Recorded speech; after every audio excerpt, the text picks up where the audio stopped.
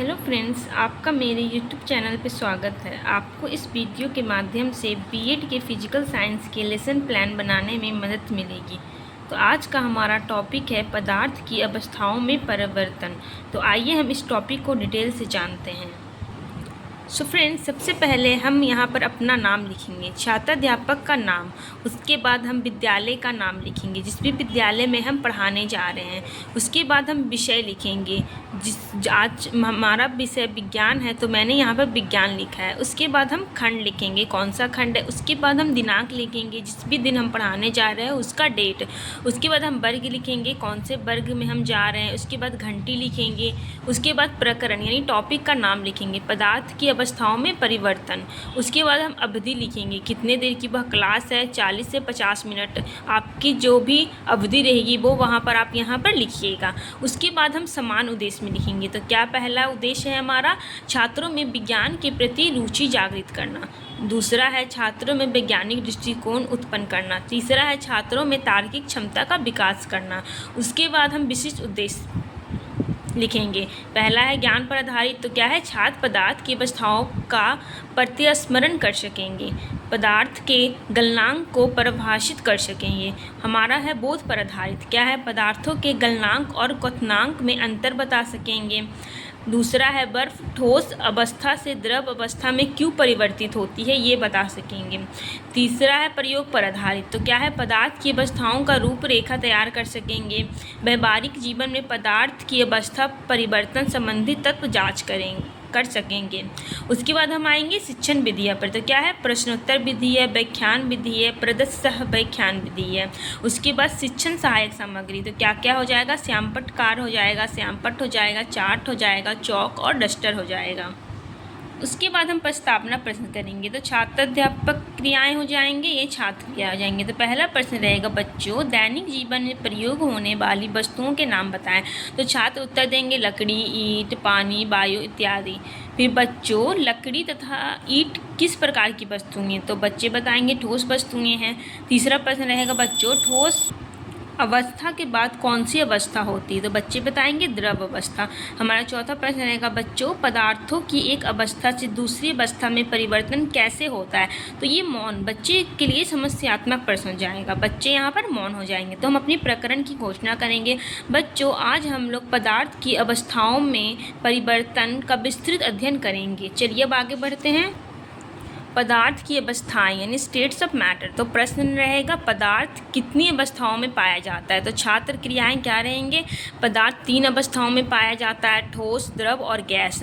हमारा प्रश्न रहेगा, पदार्थ की 3 अवस्थाएं कौन कौन सी हैं। तो वही बच्चे बताएंगे ठोस, द्रव और गैस। हमारा अगला प्रश्न रहेगा, कुछ ठोस वस्तुओं के उदाहरण बताओ। तो बच्चे कहेंगे कुर्सी, मेज, कलम इत्यादि। फिर हम प्रश्न करेंगे ठोस वस्तुओं की विशेषताएं बताओ। तो बच्चे मौन हो जाएंगे। तो हम स्पष्टीकरण करेंगे, इन वस्तुओं के आकार तथा आयतन निश्चित होती है। तो बच्चे ध्यानपूर्वक सुनेंगे। फिर हम प्रश्न करेंगे किसी द्रव वस्तु का नाम बताओ। तो बच्चे बताएंगे दूध। तो प्रश्न करेंगे हम, दूध को द्रव क्यों कहा जाता है। बच्चे मौन हैं। हम स्पष्टीकरण करेंगे, द्रव का कोई निश्चित आकृति नहीं होती है किंतु आयतन निश्चित होती है। बच्चे ध्यान से सुनेंगे। फिर हम प्रश्न करेंगे, बच्चे किसी एक गैस का नाम बताओ। बच्चे बताएंगे हाइड्रोजन। प्रश्न करेंगे हम कैसे कह सकते हैं कि हाइड्रोजन एक गैस है। तो बच्चे मौन हैं। फिर हम स्पष्टीकरण करेंगे कि गैसों का आयतन एवं आकृति अनिश्चित होता है, इसलिए हम कह सकते हैं कि हाइड्रोजन एक गैस है। बच्चे क्या करेंगे, ध्यानपूर्वक सुनेंगे। ये हमारा पदार्थ की अवस्थाओं से रिलेटेड कुछ क्वेश्चन रहेगा बच्चों के लिए। और बच्चे जिन क्वेश्चन का आंसर जानते हैं वो बताएंगे, और जिसमें नहीं जानते हैं वहाँ पर वो मौन हो जाएंगे और हम बताएंगे, उसका स्पष्टीकरण करेंगे। तो बच्चे ध्यान से सुनेंगे। उसके बाद हमारा श्यामपट्ट कार हो जाएगा। क्या हो जाएगा, तो हम बताएंगे कि पदार्थ की अवस्थाएं बताएंगे, क्या है। तो ठोस है यानी सॉलिड है, द्रव है यानी लिक्विड है, उसके बाद गैस है। उसके बाद हम ठोस के बारे में बताएंगे। उसके बाद हम लिक्विड के बारे में बताएंगे कि लिक्विड यानी द्रव क्या है। उसके बाद हम गैस के बारे में बताएंगे। फिर हम बताएंगे, कुछ एग्जाम्पल देंगे, कुर्सी को ठोस, दूध को द्रव तथा ऑक्सीजन को गैस इत्यादि कहा जाता है। ये हमारा पूरा श्यामपट्ट कार हो जाएगा। उसके बाद हम आएंगे गलनांक, गलन एवं गलनांक यानी मेल्टिंग एंड मेल्टिंग पॉइंट, ये इसके बारे में बताएंगे। तो हमारा प्रश्न रहेगा यदि बर्फ़ को धूप में रख दे तो क्या परिवर्तन होता है। तो बच्चे बोलेंगे बर्फ़ पिघलना प्रारंभ कर देता है। हमारा प्रश्न रहेगा इस प्रकार बर्फ़ को पानी में बदल जाने को क्या कहते हैं। तो बच्चे क्या है, मौन है। तो हम स्पष्टीकरण करेंगे बर्फ़ को पानी यानी द्रव में बदल जाने की क्रिया को गलन कहते हैं। बच्चे ध्यानपूर्वक सुनेंगे। उसके बाद हम यहाँ पर श्यामपट्ट कार्य करेंगे। ये हमारा श्यामपट्ट कार्य हो जाएगा। तो कहेंगे गलन, गलन के बारे में बताएंगे। मेल्टिंग यानी बर्फ़ को पानी द्रव में बदल जाने की क्रिया को गलन कहते हैं। अर्थात गलन यानी का अर्थ आमतौर पर पिघलना होता है। तो किसी पदार्थ का ठोस अवस्था से तरल अवस्था में चरण संक्रमण है। ये हम श्यामपट्ट कार्य में बच्चों को बताएंगे। चलिए अब आगे बढ़ते हैं।